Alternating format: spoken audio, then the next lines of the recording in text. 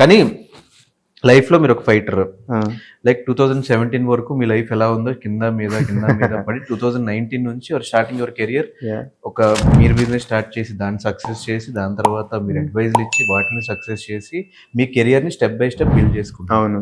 ఇక్కడ ఈ పాయింట్ నాకు ఏమనిపిస్తుంది అంటే ఈయన బిగ్ బాస్ హౌస్కి వెళ్ళి ఇక్కడ వచ్చిన ఫేమ్తో ఇన్వెస్టర్స్ని తెచ్చుకుని ఆర్ ఇంకొన్ని బిజినెస్కి అడ్వైజులు ఇచ్చి డబ్బులు సంపాదించుకోవాలనుకుంటున్నారేమో.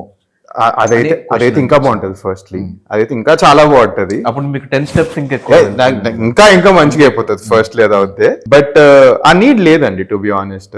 ఎప్పుడైనా మార్కెట్ లో ఎలా ఉంటుందంటే ఎవరైనా సెకండ్ టైం బిజినెస్ రన్ చేసే వాళ్ళకి మార్కెట్ లో ఆఫ్ కోర్స్ ఒక బిగ్ ప్రయారిటీ ఉంటుంది. ఆల్రెడీ ఇన్వెస్టర్ నెట్వర్క్ ఉంది అండ్ ఒక ప్రూవెన్ ఎక్స్పీరియన్స్ ఉంది మనకి. So that goes on along with it. మీరు ఇంకోటి ఆలోచించాలి. నేను వచ్చేది కంప్లీట్లీ ఫిన్టెక్ బ్యాక్గ్రౌండ్ నుంచి. నేను ఓన్లీ ఫైనాన్స్ తప్పితే ఏం చేయలేదు. బిగ్ బాస్ అన్న ఈకోసిస్టమ్ మొత్తం ఎంటర్టైన్మెంట్ బేస్డ్. సో దీని నుంచి వచ్చే అవుట్పుట్ కూడా it just doesn't benefit me anyway. మీరు అన్న యాంగిల్ కూడా చేయాలనుకుంటే అదైతే పక్కా చేస్తాను. బట్